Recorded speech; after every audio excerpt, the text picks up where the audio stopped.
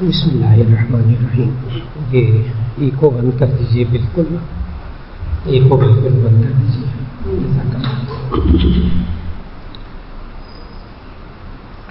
بسم اللہ الرحمن الرحیم. ایک صاحب نے سوال کیا ہے کہ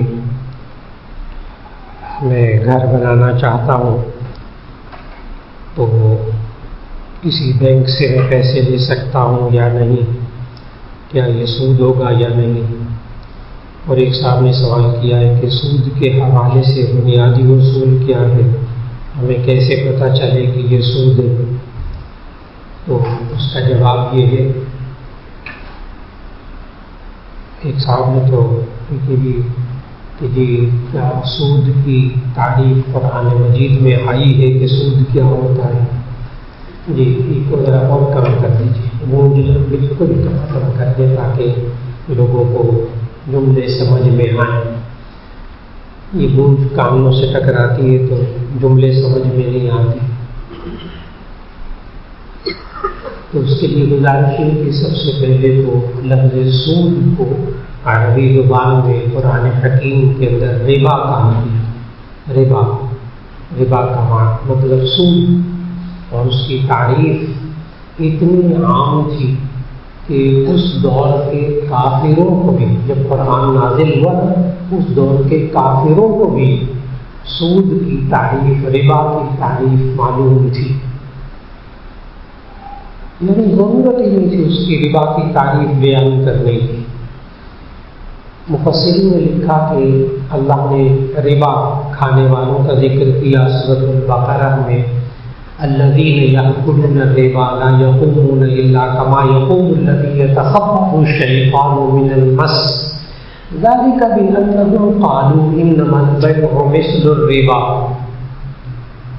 تو وہ لوگ جو سود کھانے والے کہتے تھے انما البیع مثل الربا، یہ بیع بھی تو ربا کی طرح ہے، بیع بھی تو ربا کی طرح ہے. یہ اس وقت کے سود کھانے والے کہتے تھے. اللہ نے آگے فوراً اس سود کی باریکیاں نہیں بتائی، جیسے آج کل مسلمان مانگ رہا ہے سود کی باریکیاں. ہمیں ذرا حساب کتاب کر کے سمجھائیں، تفصیل سے ذرا سمجھائیں سود کیا ہوتا ہے. اللہ نے آگے سود نہیں سمجھایا کہ کیا ہوتا ہے، کیوں ان لوگوں کو پتہ تھا. آگے اللہ نے فوراً کیا کہا جب انہوں نے کہا انما البیع مثل الربا، یہ بیع بھی تو سود کی طرح ہے. اللہ نے کہا احل اللہ البیع وحرم الربا، اللہ نے بیع کو حلال قرار دیا ہے، سود کو، ربا کو حرام قرار دیا. اللہ نے وہاں کوئی باریکیاں نہیں بتائی، کیوں؟ جو کہنے والے تھے انہیں معلوم تھا. آج ایمان والے پوچھ رہے ہیں کہ سود کیا ہوتا ہے. آپ کو ایک چھوٹی سی مثال دوں گا. آپ ایک پھلوں کی ٹرے ہو، اس میں سیب بھی رکھے ہوں اور آم بھی رکھے ہوں، تو آپ نے کبھی کہا یہ سیب بھی آم کی طرح ہوتا ہے؟ کیوں؟ آپ آم کو پہچانتے ہیں، سیب کو پہچانتے ہیں، اتنا اچھی طرح پہچانتے ہیں کہ کوئی بندہ نہیں کہتا. کیلا اور سیب رکھا ہو تو کبھی نہیں کہتے یہ کیلا سیب کی طرح، یہ سیب کیلے کی طرح. کیوں نہیں کہتے؟ کیونکہ ہمیں معلوم ہے کہ یہ سیب ہے سیب ہے، یہ کیلا کیلا ہے، یہ آم آم ہے. آپ کو پتہ ہے نا، تو ضرورت نہیں ہے جملے کہنے کی. اس لیے وہ مفسرین نے لکھا، غور سے سنیے گا، جب انہوں نے کہا نا انما البیع مثل الربا، کہ یہ بیع بھی تو سود کی طرح، ربا کی طرح ہوتی ہے، یہ انہوں نے کیوں کہا؟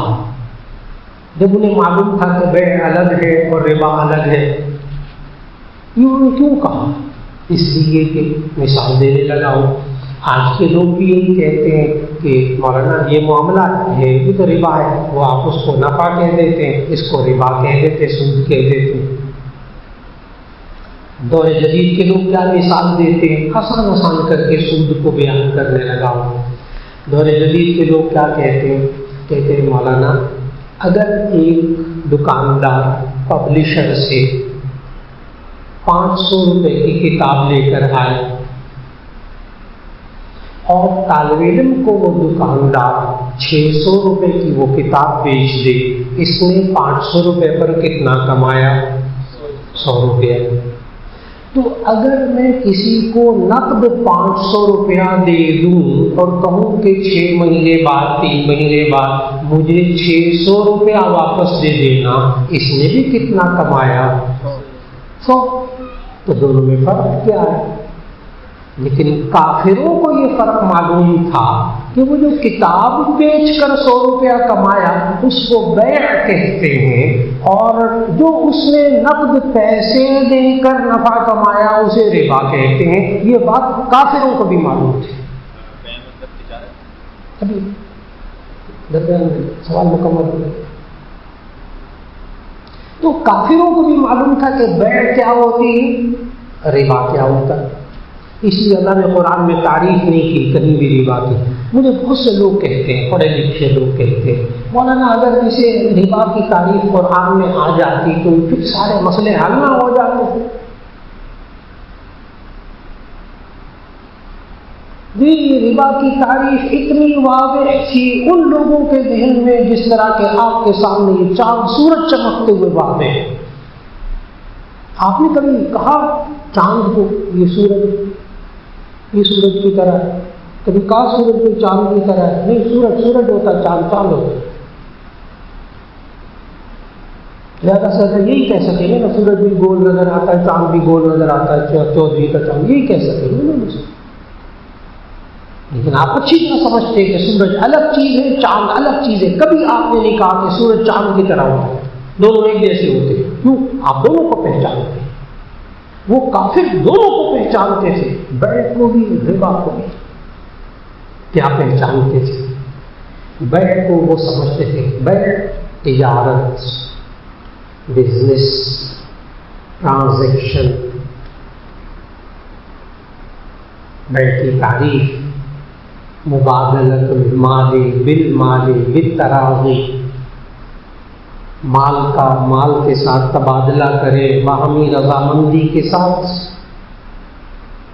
جائز تجارت۔ لیکن اگر مال دونوں طرف سے ایک جیسا ہوا پھر برابر برابر، یہ نہیں ہو سکے گا کہ 1 کلو اچھی والی کھجوریں اور 2 کلو ردی کھجوروں کا آپس میں سودا کیا جائے، یہ سود ہو جائے۔ اب میں آہستہ آہستہ سمجھانے کی طرف لا۔ 1 کلو کھجوریں، ادھر بھی 1 کلو کھجوریں، جائز۔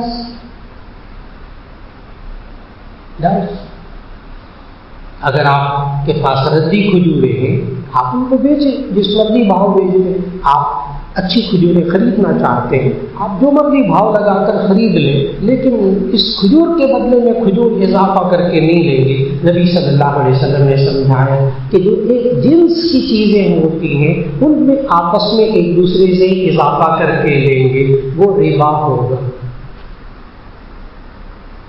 وہ کیا ہوگا؟ ربا ہوگا۔ اب دیکھا آپ نے، جو بھی میں نے کتاب والی مثال دی اور پیسے والی مثال دی، پیسہ دے کر پیسہ لیں گے تو برابر، 500 روپے قرض دیا آپ 500 روپے واپس لے لیں، 5 لاکھ دیا آپ 5 لاکھ لے لیں، جس کو ادھار لینا کہتے ہیں، جس کو قرض لینا کہتے ہیں۔ لیکن اگر آپ نے دیا قرض 1 لاکھ روپیہ اور اس کے اوپر آپ نے 1000 روپیہ زیادہ لے لیا، 5 روپے زیادہ لے لیے، اب یہ ربا ہوگی۔ اب یہ ربا ہوگی۔ کتاب بیچ کر آپ کما رہے تھے، بہت اچھی بات، لیکن پیسہ دے کر اتنے ہی پیسے آپ نے واپس لینے ہوں گے، چاہے آپ نے 10 سال پہلے 20 سال پیسے دیے تھے، اب ویلیو کم ہو گئی، فلاں کم ہو گیا، ہوتا رہے، اب آپ نے اتنے ہی پیسے واپس لیے۔ بہت آسانی سے میں نے ربا سمجھایا۔ چنانچہ ربا کی تعریف کیا کرتے؟ کل قرض جر نفعا فهو حرام، حرام، ہر وہ قرض جو کہ نفع کو کھینچے وہ حرام۔ بہت آسان آسان بات ہے۔ جہاں جو چیزیں مختلف ہو گئی، ٹھیک ہے، آپ ایک بوری چاول دے کر 2 بوری گندم خریدی، مال ایک جیسا نہیں رہا، لیکن آپ کہیں گے اس موسم میں تو آپ میرے سے 10 بوری گندم لے لیں، لیکن پھر آئندہ موسم میں نا آپ مجھے 10 بوری گندم کے بدلے میں 12 بوری گندم دیں گے، فوراً کیا ہوگے؟ ارے بھائی، میں نے بتایا کیا پیچیدگی اس میں کیا ہے؟ یہ بات تو کافروں کو بھی معلوم تھی۔ مفسرین نے پتہ کیا لکھا؟ اگر کافروں کو معلوم نہیں تھا فرق تو پھر انہوں نے بیٹ کو بیٹ کیوں کہا اور ربا کو ربا کیوں کہا؟ یاد آ گیا؟ آپ سیب کو سیب کہتے ہیں، آم کو آم کہتے ہیں، کیلے کو کیلا کہتے ہیں، کیوں؟ آپ اسے کیا کرتے ہیں؟ پہچانتے ہیں۔ بالکل اسی طرح جس طرح میں نے مثال دی ہے نا، یہ سیب آپ پہچانتے ہیں، یہ کیلا ہے، یہ آم ہے، بالکل اسی طرح کافر اس وقت یہ پہچانتا تھا کہ ربا کیا ہے اور تجارت کیا ہے، بیع کیا ہے، یہ کافر پہچانتا تھا۔ آج مومن سوال کر رہا ہے، مولانا قرآن میں تعریف آ جاتی سود کی تو کتنا آسان ہو جاتا۔ اللہ کے بندے جو باقی باتیں آسان اللہ نے قرآن میں بتائی ہیں ان پر تو عمل نہیں ہو رہا، ان پر تو عمل نہیں ہو رہا۔ اللہ نے حرام کھانے سے منع کیا، یہ مسلمان گدھے کا گوشت بیچ رہا ہو، کیونکہ اس نے کیا غیر واضح بات کی، عمل کر لیا اس نے، یہ گدھے کا گوشت کھلا لوگوں تو یہ نہیں، یہ اس کو پیچیدگی تھی، جی نہیں پیچیدگی نہیں، عمل نہیں کرنا، عمل نہیں کرنا۔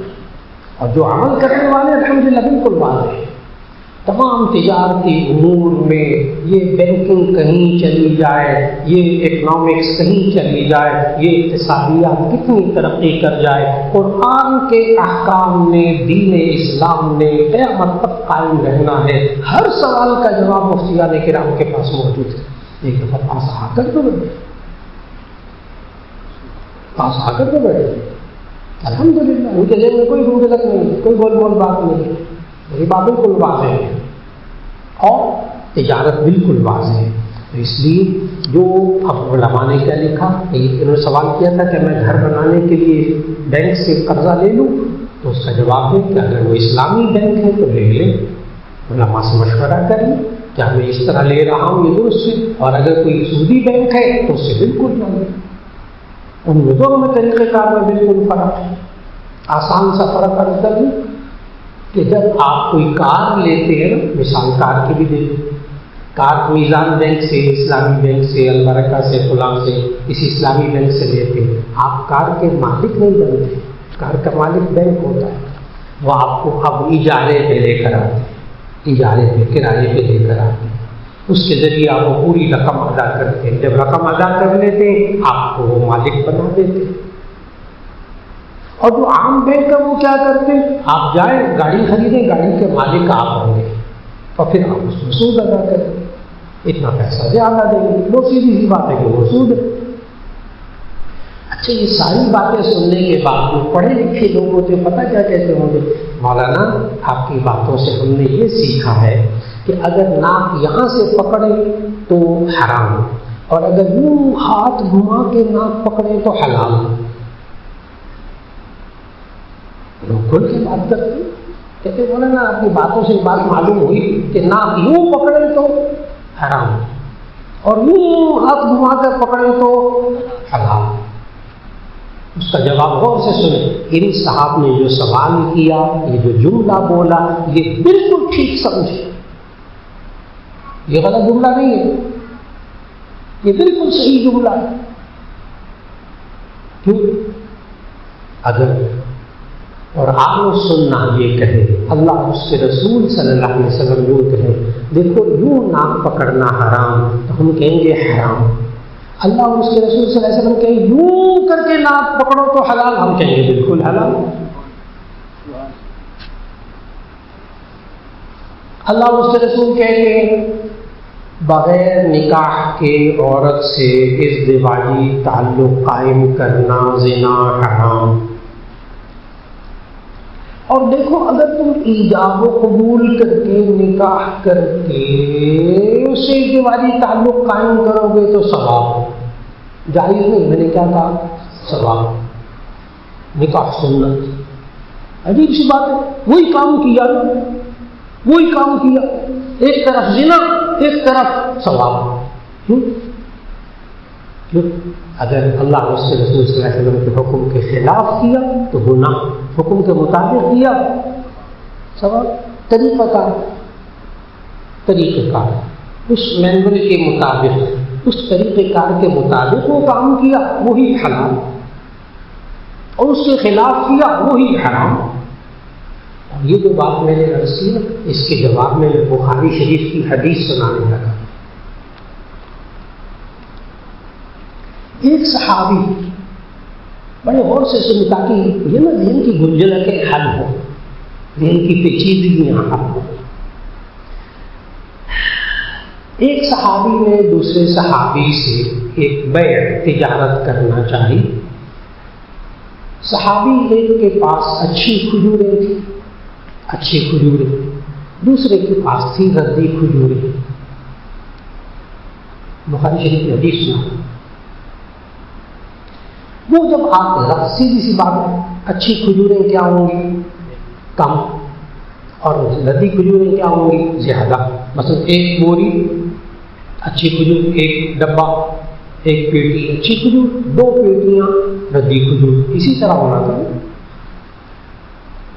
وہاں صاع لکھا ہے، ایک صاع کے بدلے میں 2 صاع کھجوریں لے رہے تھے. صاع 3.5 کلو کا ہوتا ہے، میں نے وہ پیٹی کا نام لے لیا. تو ایک پیٹی اچھی والی کھجوریں اور ایک پیٹی 2 پیٹیاں ردی والی کھجوریں. یہ آپس میں تجارت کرنا چاہتے تھے. ابھی میں نے سمجھایا اگر دونوں چیزیں ایک جنس کی ہو تو ایسی صورت میں اس میں کمی زیادتی کرنا ربا ہے. پھر نبی صلی اللہ علیہ وسلم کو منع کر دیا، تم یہ اچھی کھجوریں 1 صاع اور 2 صاع ردی کھجوریں یہ آپس میں تجارت نہیں کر سکتے، حرام ہے. اب نبی صلی اللہ علیہ وسلم اسی بخاری شریف کے حدیث میں سمجھایا دونوں صحابہ کو. دیکھو تم میں سے ایک پہلے ردی کھجوروں کو خرید لے جتنے مرضی، تم میں سے ایک اس ردی کھجوروں کو خرید لے جتنے مرضی، پیسے دے دے، درہم دے دے. پھر اس کے بعد وہ شخص جتنے مرضی پیسوں سے اچھی کھجوریں خرید لے. بات کچھ سمجھ میں آئی؟ ہوا تو وہی نا، وہ ناک یوں کر کے پکڑنا، ناک یوں کر کے پکڑنا. ناک پکڑنے کا حل جو ہے نا بخاری شریف کی حدیث سے بتایا. نبی صلی اللہ علیہ وسلم نے کہا یہ جائز ہے، کروا کر کے دکھا. نبی صلی اللہ علیہ وسلم نے طریقہ بتایا، دیکھو حلال کر کے کھاؤ. اس کے پاس اچھی کھجوریں آ گئی، اس کے پاس ردی کھجوریں آ گئی، اس کے پاس ردی کھجوریں زیادہ آ گئی، اس کے پاس کم آ گئی، لیکن درمیان میں ٹرانزیکشن پیسوں سے ہوئی، درہم سے ہوئی. ابھی میں نے نکاح کی مثال دی ہے. وہی ایک عورت کے ساتھ کرتا ہے گناہ کبیرہ، وہی ایک عورت کے ساتھ نکاح ایجاب و قبول کر کے کرتا ہے ثواب. اس لیے مال کمائیے، تجارت کیجیے، لیکن سمجھ لیجیے علماء سے آ کر میں یہ کام کرنے لگا ہوں، یہ سود ہے کہ نہیں. بس اتنی سی بات. تو اپنے اس مسئلے کو لے کر مفتی صاحب کے پاس آ جائے، مفتی صاحب میں یہ کاروبار کرنے لگا ہوں، میں اس طرح کرنے لگا ہوں، کیا یہ سود ہے کہ نہیں ہے؟ مفتی صاحب کہیں کہ یہ سود ہے، بچ جائیں. مفتی صاحب کہیں کہ یہ سود نہیں ہے، جائز ہے. سبحان اللہ. میں نے بہت آسان کر کے ساری باتوں کو ذکر کیا. جی اچھا سوال کیا انہوں نے. بھائی صاحب نے سوال کیا ہے کہ یہ جو سرکاری ملازم جی پی فنڈ کٹواتے ہیں، تو یہ جی پی فنڈ جب انسان ریٹائر ہوتا ہے اس وقت ملتا ہے، اور اس پر اچھا خاصا منافع لگا کر پہلے ملتا تھا، اب تو کچھ نہ کچھ وہ الگ بغیر تو دگنے سے زیادہ ہو کر ملتا تھا آج سے 20 سال پہلے، اور اب تو چند % تک وہ آ گیا ہے، اور آئندہ وہ بھی ختم ہو رہا ہے قریب۔ تو جی بی فنڈ ایک مخصوص رقم ہر مہینے اس ملازم کی کٹتی رہی، جمع ہوتی رہی، اس کے پاس نہیں آئی، اور وہاں جمع ہوتی رہی، انہوں نے کاروبار میں لگائی، کیا کیا کیا نہیں کیا، اور پھر اتنے % بڑھا کر اس کو ریٹائرمنٹ پر دے دی۔ حضرت مولانا مفتی شفیع صاحب رحمۃ اللہ علیہ، مولانا تقی عثمانی صاحب کے والد محترم، ان بزرگوں نے ہمارے پر بڑے احسانات کیے۔ انہوں نے آج سے 60 سال پہلے رسالہ لکھا، پروویڈنٹ فنڈ کے شرعی احکام۔ اب ان کی کتاب جواہر الفقہ میں وہ کتاب پوری موجود ہے، کوئی صاحب بڑی تفصیل سے اس کو پڑھنا چاہے نا دلائل کے ساتھ، تو وہاں حضرت نے 60 سال پہلے اس مسئلے کا جواب لکھ دیا تھا کہ یہ 100% حل ہے۔ دلائل لکھ کے آسان سی دلیل ہے، وہ انہوں نے دیکھا کہ یہ بندے کے پاس آیا ہی نہیں، یہ اس کو دیا ہی نہیں گیا، اس نے جمع ہی نہیں کروایا، اس کی ملکیت میں نہیں آیا، اس لیے اب حکومت جتنا مرضی دے دے اس کے لیے حلال۔ ایک صاحب نے کہا کہ کیا آن لائن ٹریڈنگ سے کمانا، پیسے کمانا جائز ہے؟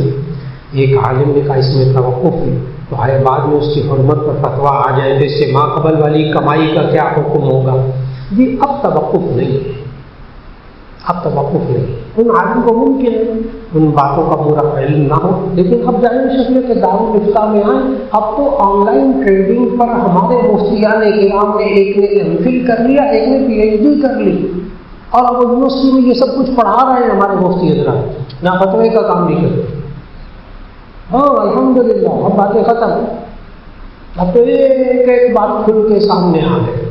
تو آن لائن ٹریڈنگ کا آسان سا نسخہ بتاؤں، اگر آپ آن لائن ٹریڈنگ کرتے ہیں، نیٹ کے ذریعے، کمپیوٹر کے ذریعے ٹریڈنگ کرتے ہیں، تجارت کرتے ہیں، پیسہ بھی دیتے ہیں، حقیقتاً پیسہ بھی دیتے ہیں، جو خریدتے ہیں وہ حقیقتاً مال ہے، 100% جائز۔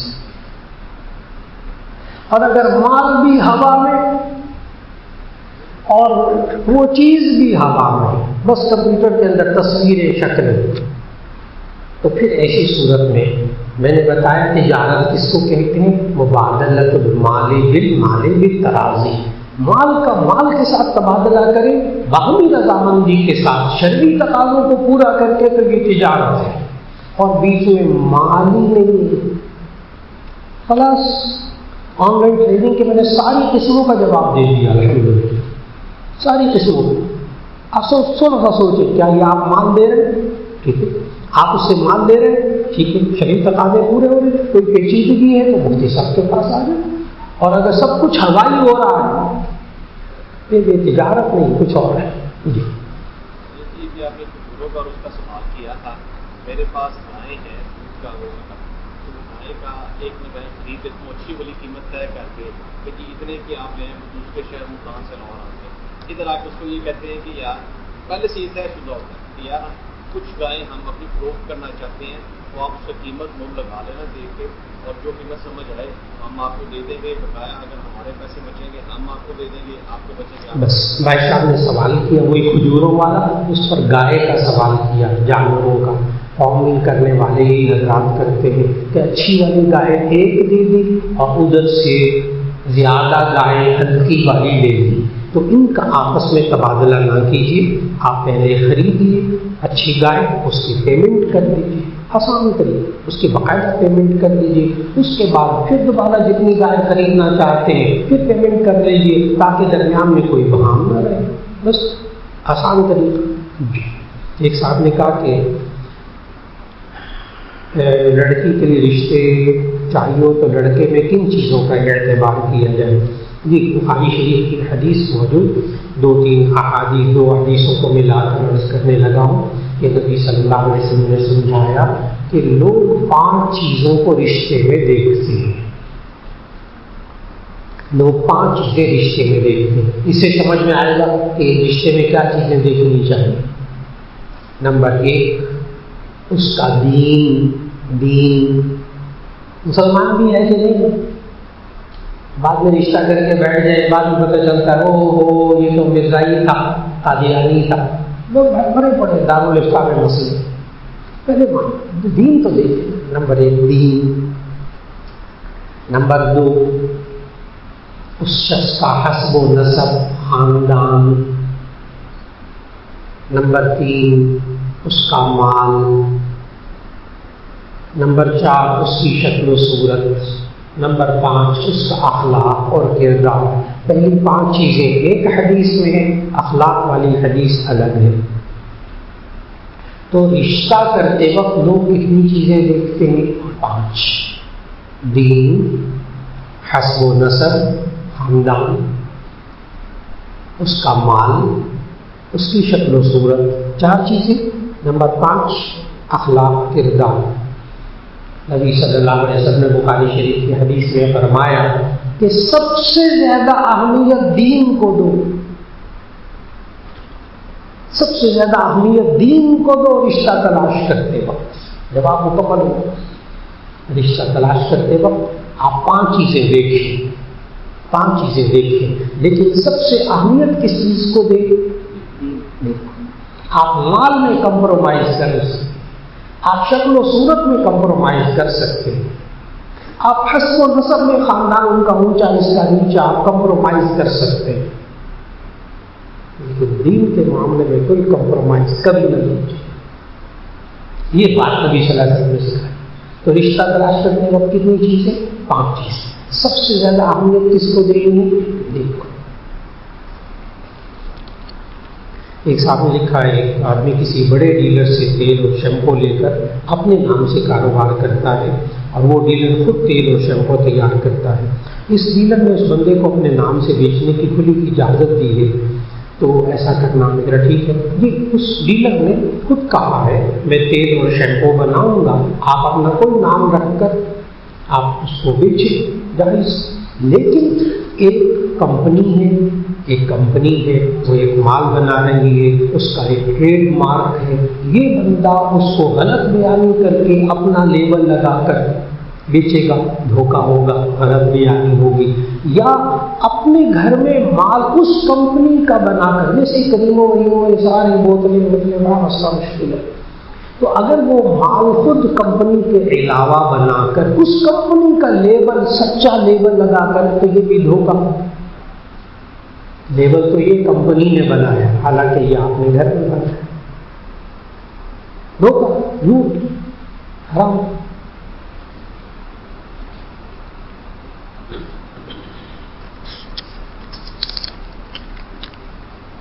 ایک صاحب نے کہا کہ اگر خاتون کا مسئلہ، اگر کوئی خاتون دیرینہ بیماری میں لیکوریا وغیرہ میں مبتلا ہو تو اس کے لیے نماز پڑھنے میں دشواری ہوتی ہے، بار بار کپڑے بدلنے پڑتے ہیں، غسل کرنا پڑتا ہے، کوئی آسان صورتحال بتا دے. اس کا جواب یہ ہے نبی کریم صلی اللہ علیہ وسلم نے خود ازواج مطہرات کو یہ والے مسئلے بتائے. اتنا نبی صلی اللہ علیہ وسلم ٹرینڈ کیا ہوا تھا، تیار کیا ہوا تھا اپنی ازواج مطہرات کو. مسائل بیویوں کو تیار کریں، پہلے مرد سیکھیں، پھر مرد اپنی بیویوں کو سکھائیں، وہ آگے خواتین میں سکھائیں. حضرت عائشہ رضی اللہ عنہا کو نبی صلی اللہ علیہ وسلم نے اتنا اچھی طرح مسائل اور فقہی مسائل سمجھائے تھے کہ بڑے بڑے صحابہ پردے میں آ کر حضرت عائشہ سے مسئلے پوچھا کرتے نبی صلی اللہ علیہ وسلم کے بعد. تو خواتین کو ضرور آگے آنا چاہیے، تو وہ مسائل سیکھیں. مردوں کو بھی سیکھنی چاہیے، اپنے بیویوں کو سکھائیں. اور آسان ترین بات یہ جو کہہ رہے ہیں ہر مرتبہ غسل کرنا پڑتا ہے، بالکل نہیں. اگر کوئی ایسی خاتون کو بیماری ہو تو مرد کو بتائیں، مرد دارالفتہ سے آ کے پوچھیں. آسان سی بات ہے کہ لیکوریا میں پانی آتا ہے پیشاب کی جگہ سے، اس کو لیکوریا کہتے ہیں، اور یہ اتنا خطرناک ہوتا ہے کہ عورت کے جسم کی ہڈیاں گھل جاتی ہیں، اس کے اوپر اتنی کمزور اور لاغر ہو جاتی ہے. سب سے پہلے اس کا علاج کرنا ہے، اس کا مکمل علاج موجود ہے، الحمدللہ شفا دینے والا اللہ. لیکن جب تک یہ کیفیت ہو تو ایسی صورت میں علماء نے لکھا کیا یہ 5 وقت نماز کے ایسے گزرے کہ یہ بیچاری فرض نماز بھی نہیں پڑھ سکتی اس تکلیف کے بغیر، تو اب یہ معذور ہو گئی، ہر نماز کے وقت میں شروع میں وضو کر لے، غسل لے، ہر نماز کے وقت میں شروع میں وضو کر لے اور پھر اس کے مطابق وہ نماز پڑھتی رہے اور نیپکن وغیرہ استعمال کرے تاکہ وہ جس طرح پٹی باندھنے کے زخم پر اندر خون نکلتا رہے، آپ نماز پڑھتے رہے، بالکل اسی طرح وہ نیپکن وغیرہ استعمال کرے۔ وقت نماز کا وقت شروع ہو، ظہر کا وقت شروع ہوا، وضو کر لے، نماز قرآن سب پڑھ لے، پھر جب ظہر کا وقت ختم ہوگا اس کا وضو ٹوٹ جائے گا، نئے وقت کے لیے پھر وضو کر لے، اس سے غسل واجب نہیں ہوتا، لیکوریا سے غسل واجب نہیں ہوتا۔ تو دیکھیے دین کتنا آسان، پتہ ہو نا تو دین بہت آسان، نہ پتہ ہو پھر بہت مشکل۔ جی یہ خواب کی تعبیر الگ سے پوچھ لیجیے، مجمع میں مشکل ہوتا ہے کیونکہ خواب کی تعبیر مختلف ہوتی ہے، مجمع میں بیان، مجمع میں صرف وہ باتیں جو مجمع کو فائدہ دیں۔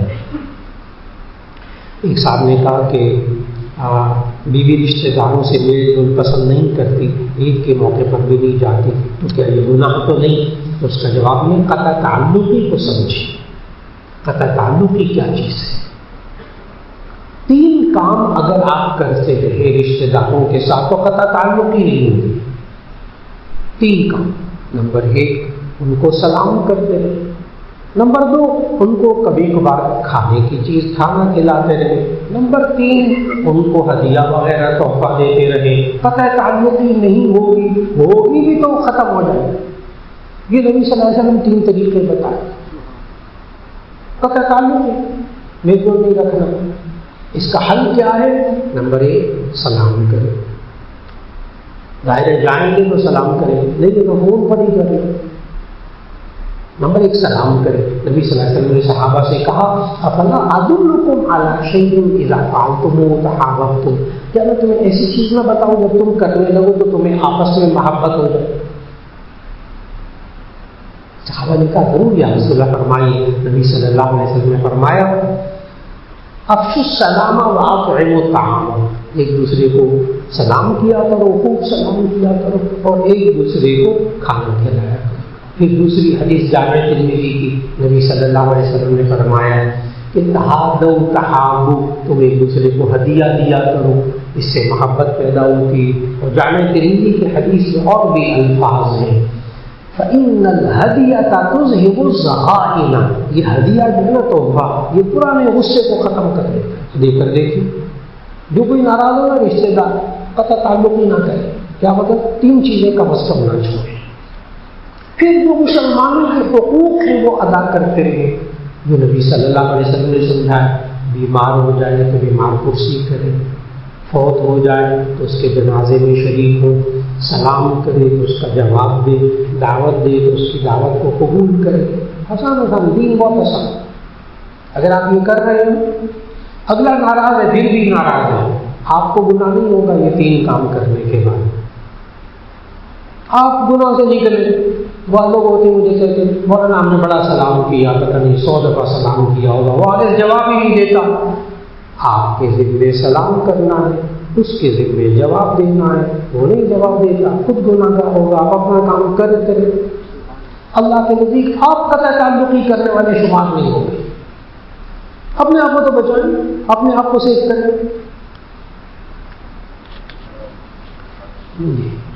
جو بولے جن کی حالات کی وجہ سے آپ کو وہ نہیں پسند ہوتے تو بھی کہتے ہیں اگر آپ کو مجبوراً ان سے ملنا پڑے تو منافقت میں نہیں آئے گا جتنا آپ کہہ رہے ہیں۔ بھائی صاحب نے ایک سوال کیا ہے کہ وہ یہ کہ اگر کوئی کسی انسان کی رشتہ دار کی دوست کی حرکتیں غلط ہیں تو انسان اس کو ناپسند کرتا ہے، تو ایسی صورت میں وہ قطع تعلقی ہے کہ نہیں ہے؟ کیونکہ انہوں نے یہ کہا کہ آپ نے یہ کہا کہ جو قطع تعلقی سے بچنے کے لیے سلام بھی کریں، اس کو کھانا بھی کھلائیں، اس کو ہدیہ بھی دیں، ٹھیک؟ تو ان کا سوال پتا کیا ہے؟ یہ کہتے ہیں کہ منافقت تو نہیں کہ آپ اس شخص کو پسند نہیں کر رہے اور ساتھ سلام بھی کر رہے ہیں، اس شخص کو آپ پسند بھی نہیں کر رہے اور اس کو کھانا بھی کھلا رہے ہیں، آپ اس شخص کو پسند بھی نہیں کر رہے اس کو گفٹ بھی دے رہے، تو کیا یہ منافقت تو نہیں ہے؟ تو غور سے سنیے گا، یہ منافقت نہیں ہے، یہ اس کا علاج ہے۔ یہ منافقت نہیں ہے، یہ کیا ہے؟ اس کا علاج ہے۔ جب آپ سلام کریں گے، اس کو ہدیہ دیں گے، اس کو کھانا کھلائیں گے، پھر آپ کو موقع ملے گا اس کی غلط باتوں پر بات کرنے کا، وہ آپ کے ساتھ بیٹھ کر وہ بھی نیکیوں پر آ جائے، وہ بھی نیکیوں پر آ جائے، کر کے دے، کر کے دے، اس سے بندہ وہ قریب ہوگا۔ اب مجھے خود بتائیں، آپ کسی کو سلام کریں، پھر اس کو کھانا کھلائیں، پھر اس کو گفٹ دیں، ٹھیک، اس کے بعد وہ کھینچ کے مکہ مارے گا نا آپ کو زور سے، یہی ہوتا ہے نا، نعوذ باللہ من ذالک۔ کر کے دیکھے نا، ویسے کام کا فرضی کہانیاں جو بنا رہے ہیں، یہ کریں گے تو وہ جگہ، وہ جگہ تو یہ کریں گے۔ اللہ کے بندے، میں نے ابھی کہا سلام کریں اس رشتے دار کو، جا کر اس کو کھانا کھلائیں، اس کو گفٹ دیں، اس کے بعد وہ زور سے تھپڑ مارے گا۔ نہیں ہوتا ایسا، نہیں ہوتا، کم از کم صحیح العقل ایسا نہیں کرتا۔ کر کے دیکھیے، ترک تعلق بالکل نہ کریں۔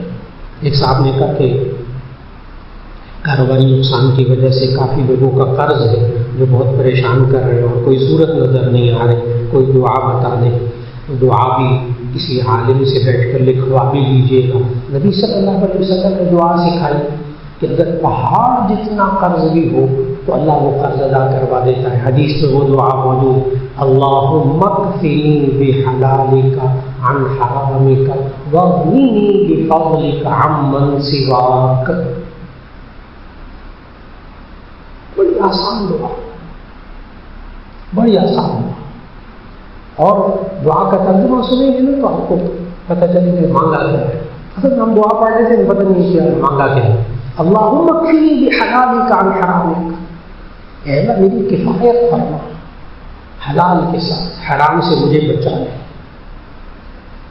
اللہم اکفنی بحلالک عن حرامک واغننی بفضلک عمن سواک، اے اللہ اپنے علاوہ سے مجھے سب سے بے نیاز کر دے، یہ لوگوں کی محتاجی سے مجھے بچا لے، یہ لوگ میرے پیچھے پڑے، اے اللہ قرض ہو، اللہ قرض دوسروں والے کا۔ ایک دوسرا سورہ واقعہ کی تلاوت کیجیے، مغرب کے بعد، عشاء کے بعد سورہ واقعہ کی تلاوت کیجیے، یہ بھی حدیث ہے۔ نبی صلی اللہ علیہ وسلم فرمایا جو بندہ سورہ واقعہ کی تلاوت کرتا ہے وہ مفلسی و مبتلا نہیں ہوتا، اللہ قرض ادا کرنے کی صورت بنائے گا۔ اور پھر اپنے اخراجات کو کنٹرول کرے، یہ بندہ اپنے اخراجات کو کنٹرول کرے، جتنا کمائے اس میں سے کچھ نہ کچھ بچت کر کے ایک دفعہ ہمت کر کے قرض اتارنا شروع کر دے۔ یہ بڑے آسان آسان جملے بولے ہوئے۔ ایک صاحب، آج سے کوئی 15-20 سال پرانی بات ہے، ایک بہت بڑی کاروباری شخصیت، اس نے کہا مولانا میرے اوپر اتنا قرض ہے، اس کے الفاظ تھے، میرے اوپر اتنا قرض ہے کہ میری 7 پشتیں 7 نسلیں اس قرض کو نہیں اتار سکتی۔ میں تو یوں کہا، ان کو یہی والی باتیں، بالکل یہی والی باتیں سمجھائی گئی، یہ دعا مانگے، یوں کرے، گناہ سے اپنے آپ کو بچائے، اللہ سے مانگا کرے، اور اپنے اخراجات میں کنٹرول کرے، جہاں جہاں خرچ ہو رہا ہے اس میں سے بچت کرے، غلط خرچ ہو رہا ہے اس کو بالکل فضول خرچی سے بچائے، جتنا ظاہر کما تو رہا تھا نا وہ بندہ۔ نتیجہ یہ ہوا کہ 8-10 سال لگے، وہ کہنے کا معلوم میں نے 8-10 سال پھر عمل کیا، آج حکومت نے اس کا قرض دینا،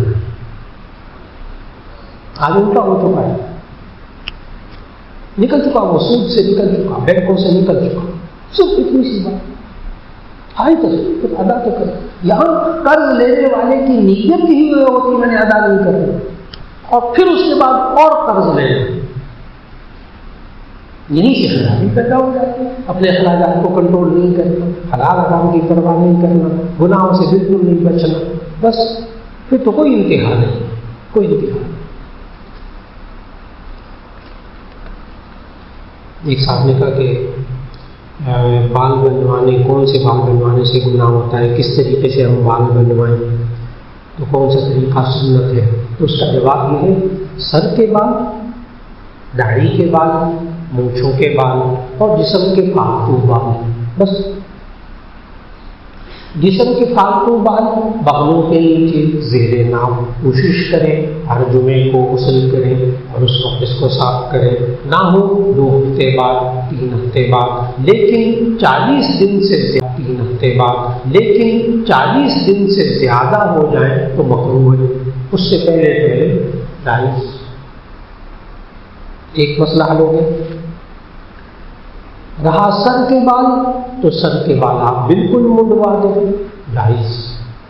سر کے بال آپ رکھنا چاہتے ہیں رکھ لیں۔ نبی صلی اللہ علیہ وسلم کے 3 طرح کے بال ہوتے تھے، وفرا، لما، جمہ۔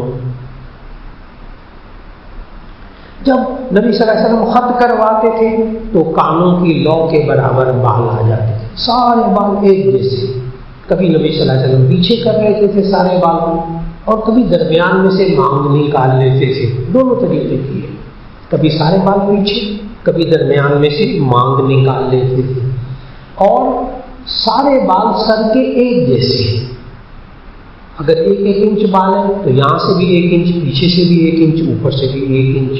نائی کو کہہ دیں، نائی کو سمجھا دیں میرے سارے بال 1 جیسے کرتے، تو آپ جب بال رکھ لیں۔ کہاں تک؟ نبی صلی اللہ علیہ وسلم جب یوں کر کے سر اٹھاتے تھے تو کندھے تک بال آ جاتے تھے، تو آپ کندھوں تک بال رکھ سکتے ہیں۔ یہ میں نے زیادہ سے زیادہ کی حد بتا دی۔ درمیان کی حد کیا بتائی کہ سر کے بال جتنے رکھیں برابر برابر، یہاں سے پیچھے سے بالکل باریک، اوپر جا کر زیادہ بال، یہاں سے باریک، یہاں سے باریک، اوپر سارا، اس سے بچنے کی کوشش ہو جائے۔ کہ نبی صلی اللہ علیہ وسلم نے منع فرمایا کہ سر کے بال کہیں سے بڑے ہوں کہیں سے چھوٹے ہوں، اس سے منع فرمایا بس، تو سر کے بالوں کی سنت بھی پوری ہو گئی۔ اب آ گئے مونچھوں پر۔ مونچھیں کیا ہوتی کہ انسان کے یہ ہونٹ کے کنارے سے اوپر، جو اوپر والے ہونٹ پر جو بال ہوتے ہیں، اس کو مونچھیں کہتے ہیں۔ نبی صلی اللہ علیہ وسلم کی حدیث سنانے لگا ہوں، انہکوا الشوارب واعفوا اللحى، مونچھوں کو باریک کترواؤ، خوب باریک کترواؤ، اور داڑھی کو بڑھاؤ۔ اب مجھے سنت کیا ہے کہ آپ اتنا باریک کر لیں کہ نیچے سے کھال نظر آئے عام بندے کو۔ کیا میں مونچھ رکھنا چاہتا ہوں، کیسے رکھوں؟ یہ اتنی مونچھیں رکھ لیں کہ آپ کے ہونٹوں کی سرخی پر بال نہ آئے، کیونکہ اگر یہ ہونٹوں کی سرخی پر بال آئیں گے تو یہ مکروہ ہوگا۔ اور آج کل کے ڈاکٹر حضرات، سائنس جو ہے نا، وہ انسانی بال اگر پانی میں یا کھانے میں لگ رہے ہوں تو یہ بہت بڑا زہر ہے اس وقت۔ آپ نے دیکھا یہ محکمہ فوڈ والے، یہ نان والی دکان، دہی والی دکانیں، فلاں کھانے پینے کے لیے وہ سب ٹوپی پہنواتے ہیں، نہ ہو تو جرمانہ کریں کئی ہزار روپے۔ وہ کیا ہوتا ہے؟ کہتے ہیں اگر اس کھانے کی چیز میں اس انسان کا بال گر گیا تو بڑی مہلک بیماریاں اس کو کھانے والے کو ہو جائے گی۔ اب بڑی سائنس بہت، اس لیے انسانی بال کھانے میں نہیں آنا چاہیے۔ جب یہ پانی پیے گا نا، لمبی مونچھیں رکھ لینا، جب پانی پیے گا یہ مونچھیں پانی کے اندر ڈبوئیں گی اور پانی اس کو چھو کر اندر جائے گا، مکروہ۔ نبی صلی اللہ علیہ وسلم، ایک صحابی کی نا مونچھیں بڑھ گئی تو نبی صلی اللہ علیہ وسلم نے فرمایا مسواک رکھ کر، شمائل ترمذی کی حدیث، مسواک رکھ کر میں کاٹ دوں، یعنی مسواک رکھ کر میں کاٹ دوں یا تم خود کاٹ دو۔ صحابی اس سے محدثین نے بتایا کہ کتنی مونچھیں ہونی چاہیے زیادہ سے زیادہ، کہ انسان کے ان صرف ہونٹوں کی سرخی پر یہ بال نہ آئیں۔ بس نائی کو کہہ دیں اس طرح کی مونچھیں، تو آپ مونچھیں رکھ سکتے ہیں، مونچھوں کی بات بھی مکمل ہو گئی۔ اب آ جائے داڑھی پر۔ داڑھی کے بعد انسان کی یہ جو ہڈی، ابھری ہوئی ہڈی ہے، کانوں کے ابھری ہوئی ہڈی، یہ ہڈی داڑھی میں شامل ہے، یہاں سے شروع ہوتی اور جہاں جہاں نیچے ہڈی ہے وہ ساری داڑھی ہے۔ اور یہ جو انسان کے، میں لائن نہیں کھینچنے لگا ہوں، ہاں یہ ساری داڑھی، لیکن یہ جو نرم حصہ جس کے نیچے ہڈی نہیں ہے، اس کے بال آپ کاٹ سکتے ہیں، مونڈ سکتے ہیں، نہ مونڈے تب بھی جائز ہے، لیکن جو ہڈی کے اوپر بال ہیں یہ نہیں کاٹتے ہیں۔ اور یہاں دونوں ہونٹوں کے کناروں سے نیچے داڑھی، یہ بھی داڑھی، یہ جو ہونٹوں کے نیچے یہاں بال کسی کے ہوتے ہیں کسی کے نہیں ہوتے، اگر یہاں بال ہو تو وہ بھی داڑھی میں شامل ہے۔ تو نچلے ہونٹ کے نیچے یہ ساری کیا ہے؟ داڑھی. اور نیچے ہاتھ رکھیں گے تو ابری ہوئی ہڈی گلے کی کنٹھ اس تک داڑھی ہے. اس کے بالوں کو آپ 4 انگل کے برابر، ایک مشت کے برابر، ادھر سے بھی 4 انگل، ادھر سے بھی 4 انگل، ادھر سے بھی 4 انگل. ٹھیک، تو ایسی صورت میں آپ کی داڑھی سنت کے مطابق بات مکمل ہوگی. اگر ایک مشت سے زیادہ رکھیں جائز، حد بنوا لیں جائز. اب میری بات بالوں سے متعلق مکمل ہوئی. جی بس یہی معاملہ تھا کہ یہ جبڑا جو ہے، جی یہ جبڑا ٹھیک، بالکل ٹھیک. میں نے پورے حد پوری بتا دی. داڑھی بڑھائی کیسے ہے؟ آپ داڑھی جب بڑھانے لگتے ہیں تو بال جو ادھر ادھر کافی زیادہ خراب سے نظر آتے ہیں. جی بھائی صاحب کہہ رہے ہیں کہ داڑھی کیسے بڑھائی جائے، اس کا طریقہ بتانے لگا. کہتے ہیں وہ بڑھائیں گے تو بال پھر ادھر ادھر چلے جاتے ہیں. جی داڑھی کیسے بڑھائی جائے؟ جی داڑھی کو کاٹنا اترنا بند کر دیں.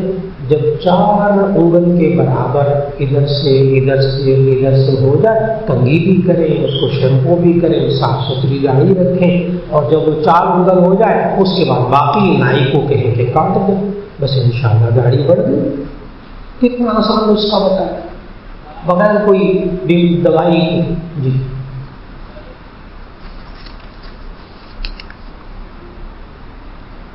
جی یہ انہوں نے طلبا نے کوئی سوال کیا الگ سے. جی عبادت کا مفہوم کیا ہے؟ جی عبادت کا آسان سا مفہوم ہے، آپ جو کام کریں وہ اللہ اور اس کے رسول صلی اللہ علیہ وسلم کے حکم کے مطابق کریں، وہ عبادت ہے. آپ کھانے کے وقت میں بھی عبادت کرتے ہیں، الحمدللہ. کھانا کھائیں بس عبادت ہی کرتے رہیں، کھانا نہ کھائیں اللہ کے بندے کھانا کھائیں قرآن و سنت کے مطابق، وہ بھی عبادت ہے. بس عبادت میں لگ جاؤں تو کھانا نہیں کھاؤں گا، اللہ کے بندے کھانا کھائیں. بس اتنی سی بات ہے کہ سب سے پہلے یہ سوچیں جس پیسے سے میں کھانا کھا رہا ہوں وہ حلال ہے، نمبر 1.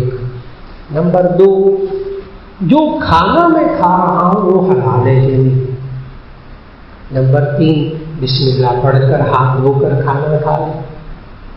کھانا کھانے کے بعد دعا پڑھ لیں، الحمدللہ الذی اطعمنا وسقانا وجعلنا مسلمین. ٹھیک، اس میں کوئی مشقت نہیں.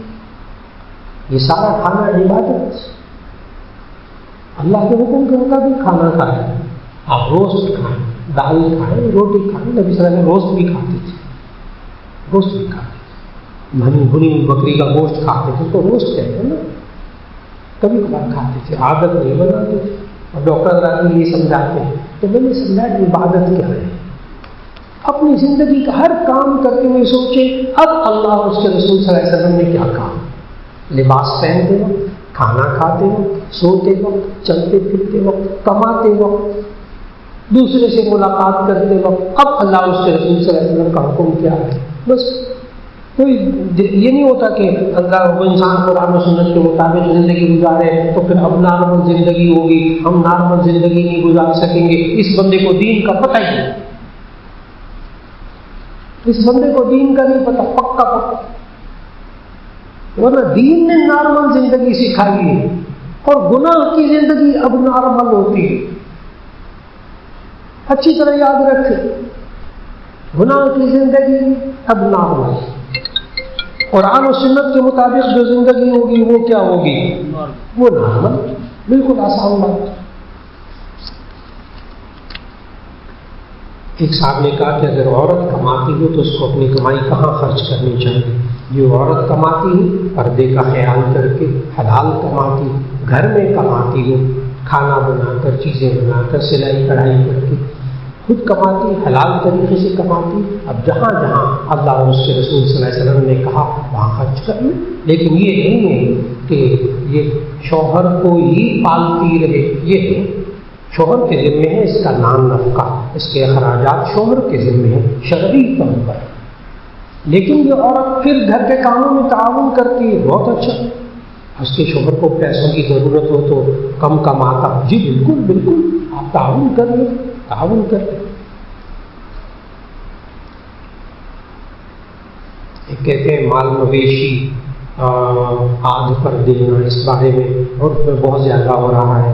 اس کا جواب یہ ہے کہ مال مویشی پالنے والے، فارمنگ کرنے والے، جانوروں کا کاروبار کرنے والے صرف چند منٹ آ کر مفتی صاحب کے پاس بیٹھ جائیں، ایک ایک مسئلہ اللہ آسان کر دے گا انشاءاللہ، ایک ایک آسان کر دے گا. ایک صاحب نے کہا کیا رکوع میں کمر اور ٹانگوں کا سیدھا ہونا اور خم کا نہ ہونا لازمی ہے؟ تو اس کے بعد لازمی کا لفظ نہ بولے. فرض، واجب، سنت. فرض کیا ہے؟ رکوع میں اتنا جھک جائیں کہ آپ کے ہاتھ گھٹنوں تک پہنچ جائیں. آپ ذرا کیجیے، کھڑے ہو جائیں، آہستہ آہستہ جھکے ادھر قبلے کی طرف، آہستہ آہستہ، بس بس یہ گھٹنوں تک ان کے ہاتھ پہنچ گئے. اتنا جھکنا فرض، اتنا جھکنا فرض. اور اب آپ جھکیں اس طرح کے کمر اور سر یہ پشت برابر ہو جائے، یہ سنت بس. تو اگر کوئی اتنا جھکا تو فرض ادا ہو گیا، لیکن سنت ادا نہیں ہوئی.